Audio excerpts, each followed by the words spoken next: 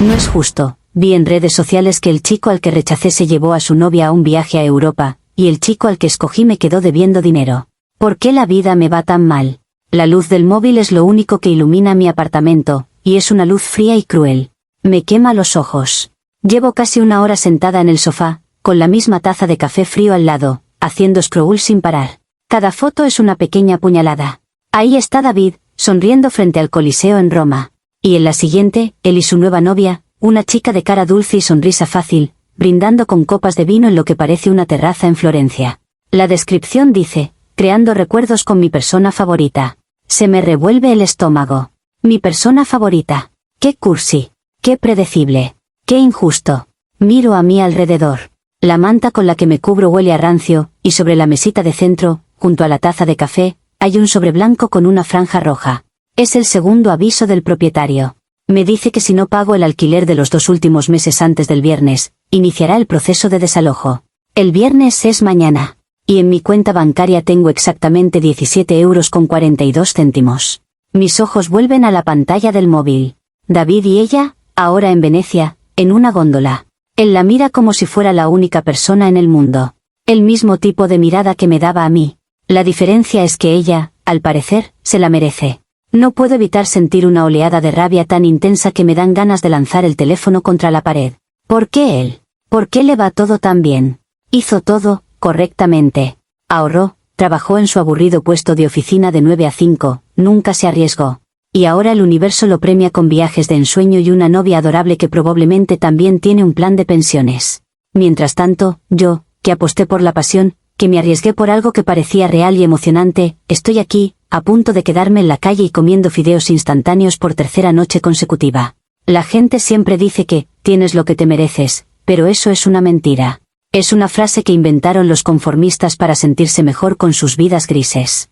Yo no me merezco esto. Yo me merecía la aventura, la emoción, un amor que se sintiera como en las películas. Elegí la opción valiente. Elegí el camino menos transitado.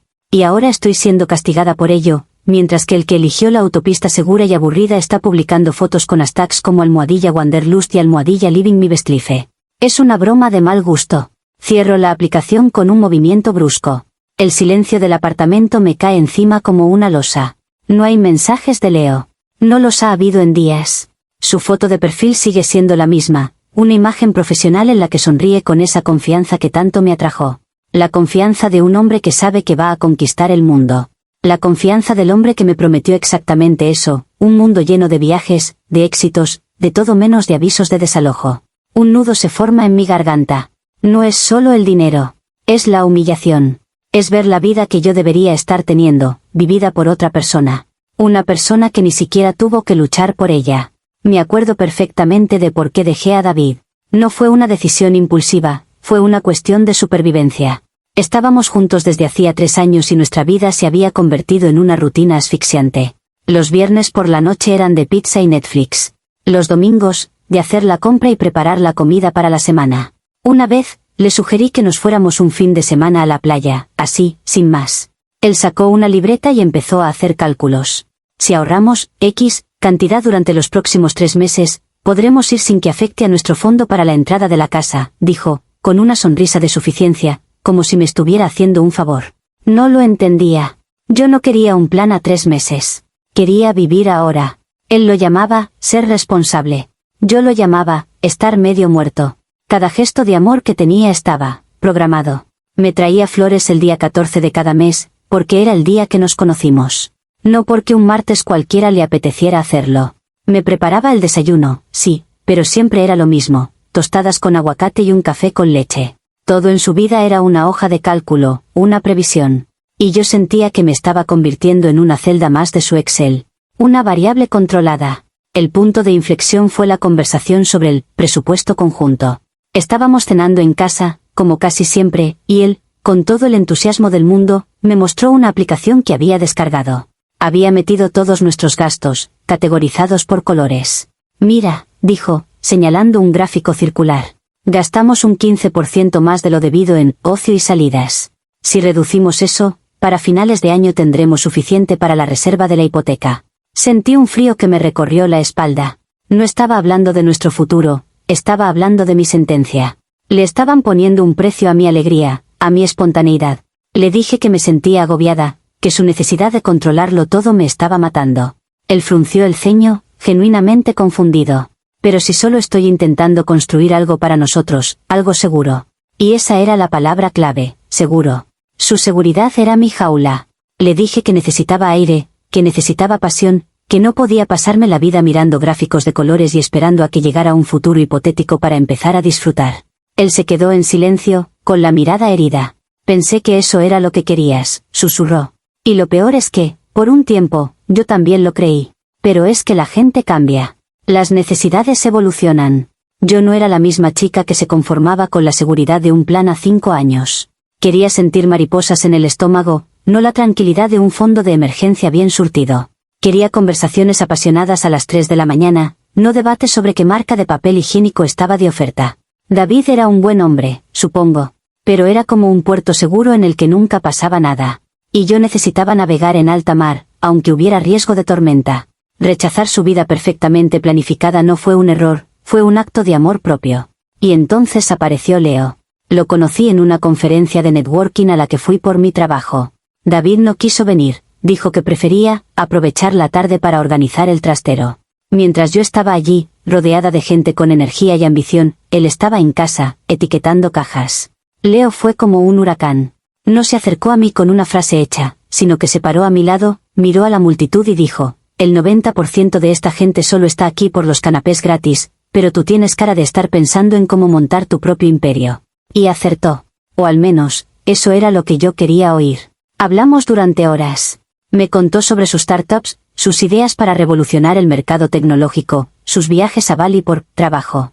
No hablaba de planes de pensiones, hablaba de rondas de financiación y de vender su empresa por millones. Irradiaba una confianza que era magnética. Me hizo sentir que yo también podía ser así, que mi vida no tenía por qué limitarse a un sueldo fijo y vacaciones pagadas. Esa noche, cuando me llevó a casa en su coche, que olía a cuero y a éxito, me besó. Y fue como si un interruptor se encendiera dentro de mí, uno que llevaba años apagado. Por supuesto que me sentí culpable. Durante un par de semanas, intenté convencerme de que solo era una amistad, una conexión intelectual. Le oculté a David mis encuentros con Leo. Le decía que me quedaba hasta tarde en la oficina o que había quedado con amigas. Cada mensaje de Leo era un pequeño secreto emocionante. Me llevaba a restaurantes carísimos que David habría considerado un despilfarro. Me regalaba cosas porque sí, un libro que pensó que me gustaría, una pulsera que vio en un escaparate. Me decía que yo era demasiado brillante para una vida tan pequeña. Y tenía razón. Él veía en mí lo que David era incapaz de ver. Veía mi potencial, mi hambre de más. Con David, me sentía como una planta de interior bien cuidada, pero en una maceta demasiado pequeña. Con Leo, me sentía como una secuoya, capaz de crecer hasta el cielo. La decisión de dejar a David no fue por Leo, me decía a mí misma. Fue por mí. Leo solo fue el catalizador que me hizo darme cuenta de que merecía algo más que seguridad y previsibilidad. Merecía una aventura. Merecía un amor que me inspirara, no que me administrara. Racionalicé que no le estaba siendo infiel a David, sino que me estaba siendo fiel a mí misma. Era una necesidad fundamental, como respirar. David nunca lo habría entendido. Si se lo hubiera contado, habría intentado solucionarlo, con una conversación tranquila y una lista de pros y contras. Pero esto no era algo que se pudiera meter en una hoja de cálculo. Era una fuerza de la naturaleza. Y cuando Leo finalmente me dijo, deja a ese tipo y construyamos nuestro futuro juntos, supe que no había otra opción posible. Estaba eligiendo la vida sobre la mera existencia. La ruptura con David fue horrible, pero necesaria.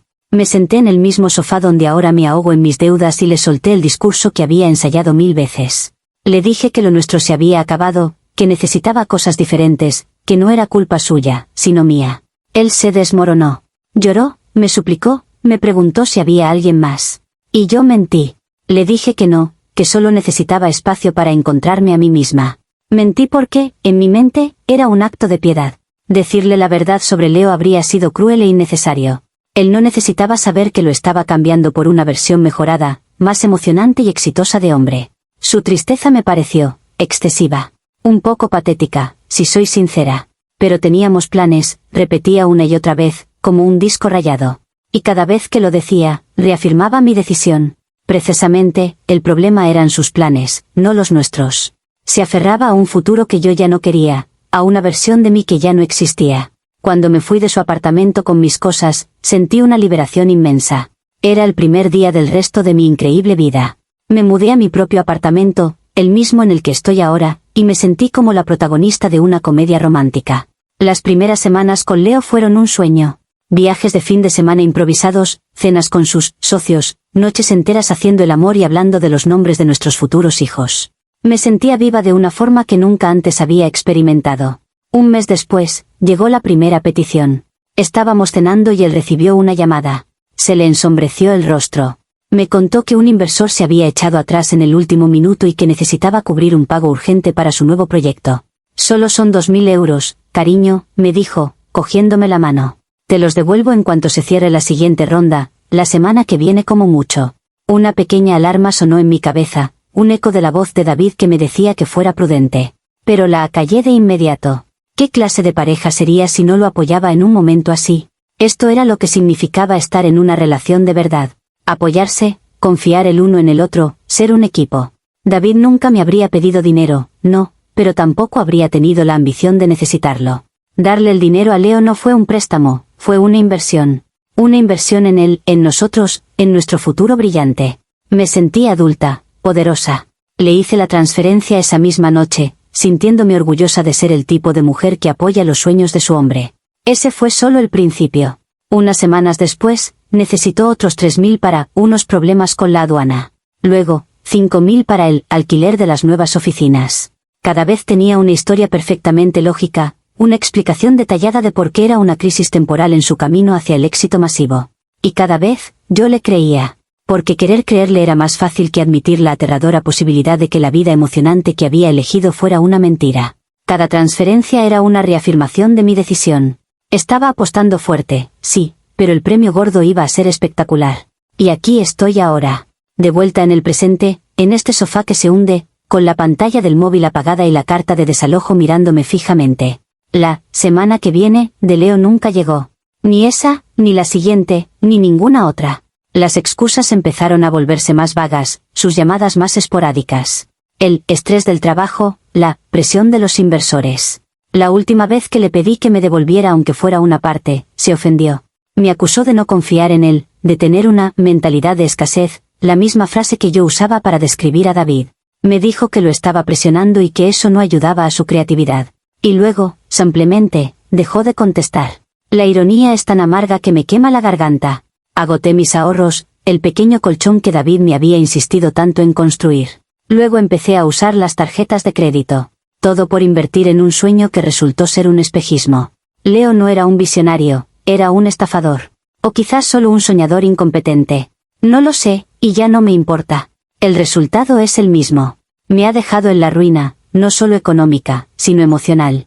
Me siento estúpida, ingenua, y sobre todo, profundamente humillada. Pero cuando vuelvo a abrir el móvil y veo las fotos de David en Europa, mi humillación se convierte en una furia justa. Porque el verdadero problema no es Leo. Él solo fue un error de cálculo, un mal actor en mi historia. El verdadero problema es la injusticia fundamental del universo. David está en Roma, no porque sea mejor persona, sino porque tuvo suerte. Porque su camino aburrido y seguro, por pura casualidad, resultó ser el correcto. No hay mérito en eso. No hay valentía en no arriesgarse nunca. Su felicidad se siente como un ataque personal. Es como si el universo se estuviera riendo de mí, restregándome por la cara que mi búsqueda de pasión y significado era una tontería. David y su nueva novia sonríen desde la Fontana di Trevi, y yo sé que probablemente pidieron un deseo. Seguramente algo práctico, como que su plan de inversión a largo plazo de buenos resultados. Mientras tanto, mi único deseo es encontrar la manera de que no me corten la luz la semana que viene. Así que no me arrepiento de haber dejado a David. Me arrepiento de que el mundo recompense la mediocridad. Me arrepiento de que la gente como él, la que nunca se sale de la línea, acabe ganando. Yo aposté todo al rojo, y salió negro. Y ahora tengo que ver cómo el tipo que siempre apostó a lo seguro se lleva todo el premio. No es justo.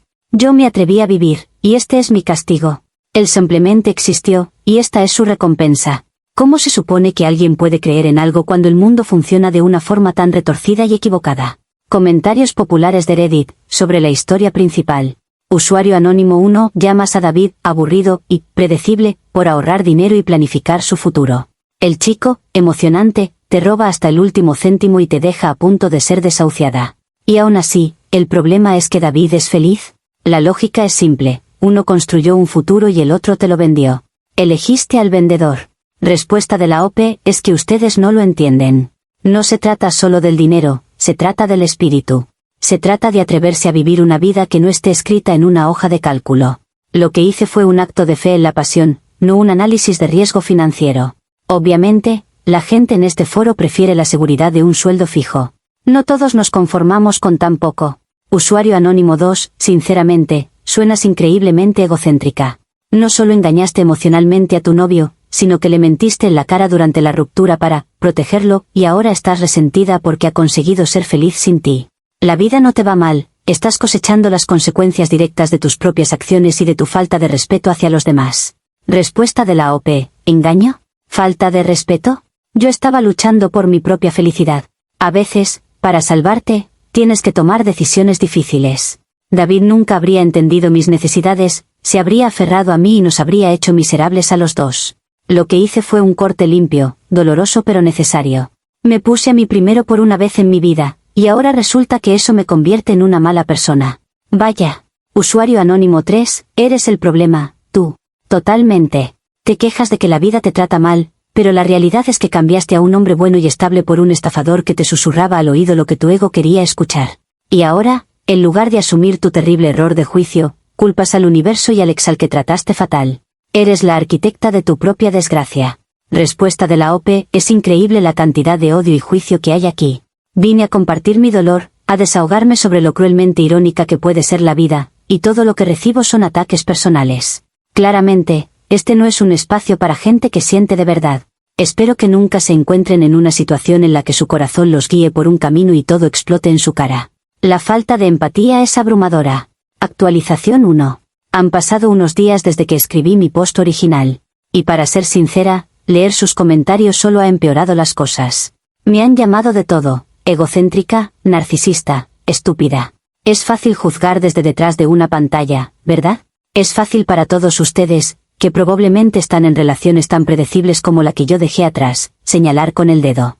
Ninguno de ustedes entiende lo que es sentir que te estás asfixiando lentamente y ver de repente una puerta abierta hacia el aire fresco. Leo era esa puerta. Que resultara ser una trampilla al vacío no es algo que yo pudiera prever. La rabia que sentí después de leer sus respuestas me dio una especie de energía extraña. En medio de toda esa negatividad, recibí un mensaje. Era de Sara, una amiga que teníamos en común David y yo. El mensaje era corto. Hola, leí lo que pusiste en Reddit. Solo quería saber si estás bien. Me tienes preocupada. Sentí un escalofrío. Sara siempre había sido más amiga de David. Siempre me miraba con esa sonrisita de suficiencia, como si supiera más que nadie. Su preocupación no me pareció genuina. Se sentía como un, te lo dije, envuelto en un lazo de falsa amabilidad. No pude evitarlo. Mi respuesta fue cortante. Estoy perfectamente, gracias por tu interés, escribí. Y añadí, algunos preferimos arriesgarnos y perder que no vivir nunca. Ella leyó el mensaje al instante, y los 3 puntos que indican que está escribiendo aparecieron y desaparecieron varias veces. Finalmente, no respondió nada. Bien. No necesito su lástima ni sus sermones silenciosos. Probablemente corrió a contarle a David lo patética que era mi vida ahora. La sola idea me hizo hervir la sangre. Impulsada por una mezcla de desesperación y la necesidad de demostrarle a todo el mundo, a ustedes, a Sara, a mí misma, que esto solo era un bache, decidí que tenía que encontrar a Leo. Tenía que hacer que me devolviera mi dinero. Fui a su perfil de Instagram para enviarle un mensaje, pero no lo encontré. Usuario, no encontrado. Extraño. Lo busqué en Facebook. Lo mismo. Mi corazón empezó a latir con fuerza. Entré, WhatsApp. Su foto de perfil había desaparecido. Le envié un mensaje, Leo, tenemos que hablar. Un solo tic. No 2. Me había bloqueado. Me había bloqueado de todas partes. El aire se escapó de mis pulmones. La negación en la que me había estado refugiando se hizo añicos. No era un empresario estresado. No era un soñador abrumado por las deudas. Era un fantasma. Había desaparecido, llevándose consigo mis ahorros, mi dignidad y mi futuro. La energía de la rabia se desvaneció, dejando solo un vacío frío y aterrador. El aviso de desalojo en la mesa parecía gritarme. Y entonces, en el punto más bajo en el que he estado en mi vida, se me ocurrió una idea terrible, a la vez, extrañamente lógica. Abrí mis contactos y busqué su nombre, David. Me quedé mirando la pantalla, con el pulgar temblando sobre el botón de llamar. Él siempre me dijo, pase lo que pase, siempre estaré ahí para ti. Era una de sus frases cursis y predecibles. Pero ahora mismo, esa promesa era mi única esperanza. No sería para disculparme. ¿Por qué iba a hacerlo? Él está viviendo la vida de sus sueños en Europa. Yo estoy aquí, en el infierno que él indirectamente ayudó a crear al ser tan insuficiente para mí. Si él hubiera sido más emocionante, más apasionado, nunca habría mirado a nadie más. En cierto modo, él tiene parte de la culpa. Así que no sería para pedirle perdón. Sería para pedirle lo que me debe. 3 años de mi vida, de mi apoyo, de mi juventud. Lo menos que puede hacer es ayudarme a salir de este agujero. Es una simple cuestión de justicia. Comentarios populares de Reddit, sobre la actualización 1.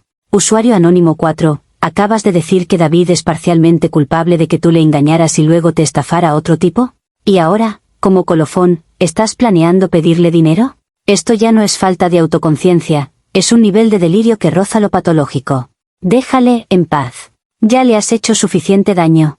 Respuesta de la OP, ustedes hablan de daño, como si yo fuera una villana de película. Las relaciones son complicadas.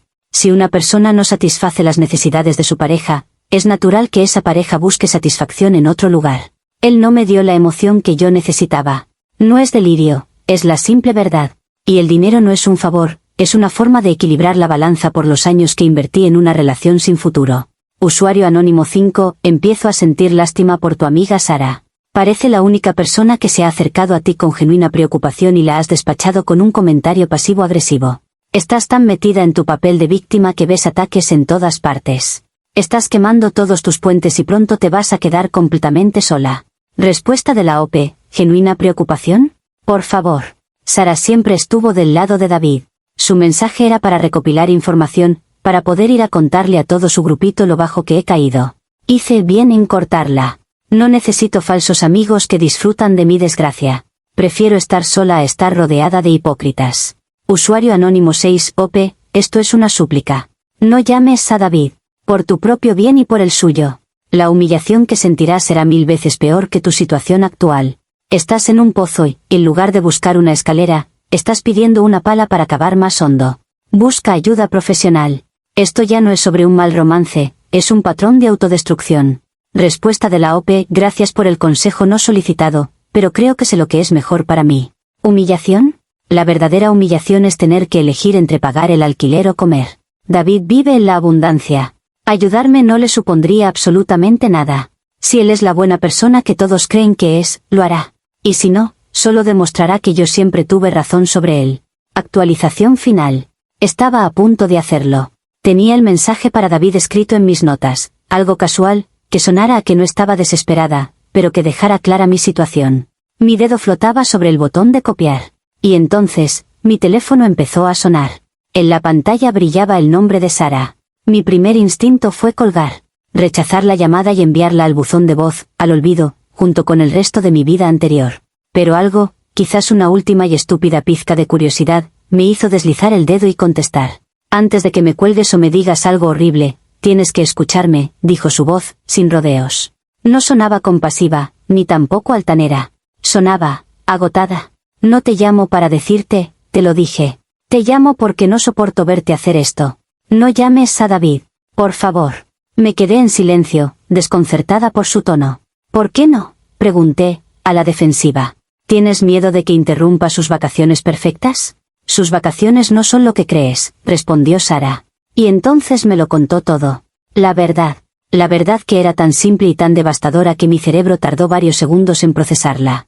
El trabajo, aburrido, de David, ese de 9 a 5 en una oficina gris, era solo una parte de su vida. Durante casi los 2 últimos años que estuvimos juntos, cada noche, después de que yo me durmiera, y cada fin de semana, mientras yo me quejaba de nuestro aburrimiento, él estaba trabajando. Estaba enseñándose a sí mismo a programar. Estaba construyendo una aplicación. Una idea que tuvo y que nunca me contó porque, según Sara, sabía que te burlarías de él por pasar más tiempo con su portátil que contigo. La nueva novia de David, esa chica de la sonrisa fácil, no es una desconocida. Es otra amiga de nuestro antiguo círculo. Una chica tranquila que siempre tuvo su propia pequeña empresa de diseño gráfico. Ella sabía de su proyecto. Lo apoyó, le animó en las noches de frustración y celebró con él sus pequeños avances. Hace 3 meses, David vendió la aplicación a una gran empresa tecnológica. No me dijo la cifra exacta, pero sí que era suficiente para no tener que volver a preocuparse por el dinero en su vida. El viaje a Europa no es un capricho. Es la celebración de años de sacrificio silencioso. Años que ocurrieron justo delante de mis narices, mientras yo estaba demasiado ocupada buscando emoción en otra parte.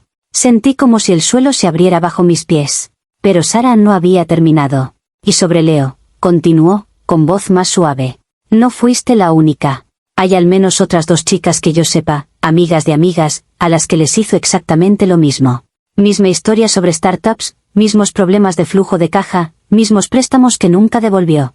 El dinero que te sacó no fue para ningún proyecto. Fue para pagar el alquiler de su coche de lujo y las cenas caras con las que te impresionó a ti y a la siguiente. Colgué el teléfono. No dije adiós. No dije nada. Me quedé sentada en el silencio de mi apartamento, con las 2 verdades golpeándome como olas. David no era un conformista, era un genio silencioso. Leo no era un visionario, era un parásito. Todas mis justificaciones, todas mis quejas sobre la injusticia del universo, todo mi discurso sobre la pasión contra la seguridad, todo era una mentira. Una historia que me conté a mí misma para poder dormir por la noche. Pero entonces, mientras el shock inicial se desvanecía, un nuevo pensamiento, frío y afilado, empezó a formarse en mi mente. ¿Coincidencia? ¿Que el éxito de David explotara justo después de que yo lo dejara? ¿Que Sara me llamara justo cuando iba a contactarlo? ¿Que la nueva novia fuera alguien de nuestro círculo, alguien que me vio con él, que vio cómo me aburría? No. No podía ser una coincidencia. De repente, lo vi todo con una claridad aterradora. Esto no fue una serie de eventos desafortunados. Fue un plan. Ellos lo sabían. Sara, la nueva novia, todo su pequeño y feliz club de gente responsable. Sabían lo de Leo, o al menos sospechaban. Y no hicieron nada. Me vieron caminar hacia el precipicio y se quedaron mirando. Disfrutaron del espectáculo. El éxito de David no es solo su recompensa, es su venganza. Su viaje por Europa no es una celebración, es un desfile de la victoria diseñado para que yo lo viera. Cada foto, cada hashtag, es un dardo envenenado apuntado directamente a mí. Ya no me siento estúpida. Me siento cazada. No fui la arquitecta de mi desgracia. Fui la víctima de una conspiración silenciosa y cruel.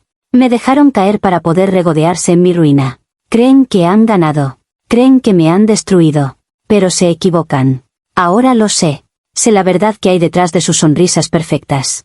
Y ya no se trata de dinero o de un corazón roto. Se trata de que ellos se ríen desde su pedestal. Y yo, desde aquí abajo, lo veo todo. Comentarios populares de Reddit, sobre la actualización final. Usuario anónimo 7, Dios mío. Tu amiga te ofrece la verdad más cruda y honesta para evitar que te humilles aún más, y tu cerebro la retuerce hasta convertirla en una conspiración de Hollywood en la que tú eres la protagonista principal. Estás enferma. ¿De verdad? Busca ayuda psiquiátrica. Esto ya no es normal. Respuesta de la OPE, es muy fácil llamar a alguien enfermo, cuando la verdad es demasiado incómoda. ¿Creen de verdad en tantas coincidencias? ¿En la bondad desinteresada? Despierten. La gente es calculadora y cruel. Yo solo he abierto los ojos a cómo funciona el mundo realmente. Ustedes siguen viviendo en un cuento de hadas. Usuario anónimo 8, este es el final más triste posible. No porque te hayan estafado o estés en la ruina, sino porque te han dado la llave para salir de tu prisión mental, y en su lugar, has decidido usarla para cerrar la puerta con doble cerrojo desde dentro. Te niegas a aceptar la realidad más simple. David trabajó duro y triunfó. Leo es un criminal. Tú tomaste una mala decisión. Fin. Respuesta de la OPE, mi prisión mental, como la llamas, es el único lugar donde las cosas tienen sentido. Su realidad simple es un insulto a mi inteligencia. No hay nada simple en esto. Es un juego de poder y humillación. Ellos movieron las piezas y yo fui el peón sacrificado. No espero que lo entiendan. Pero yo sé lo que vi. Usuario anónimo 9, así que, para que quede claro, tu exnovio, al que despreciabas por ser poco ambicioso, dedicó años de su vida a desarrollar en secreto una aplicación, la vendió por una fortuna y se fue de viaje con su nueva novia, todo como parte de un plan maestro para vengarse de ti. No eres una víctima. Eres la definición del libro de texto de un narcisista que no puede soportar que el mundo no gire a su alrededor. Respuesta de la OPE, llámenme como quieran. Narcisista. Paranoica. Lo que sea que les haga sentir superiores en sus vidas perfectas. No me importa. La verdad no necesita su aprobación para existir. Ellos están brindando en alguna plaza de Europa, riéndose, pensando que ganaron. Pero yo sé lo que hicieron. Y vivir con ese conocimiento es mi propia clase de poder.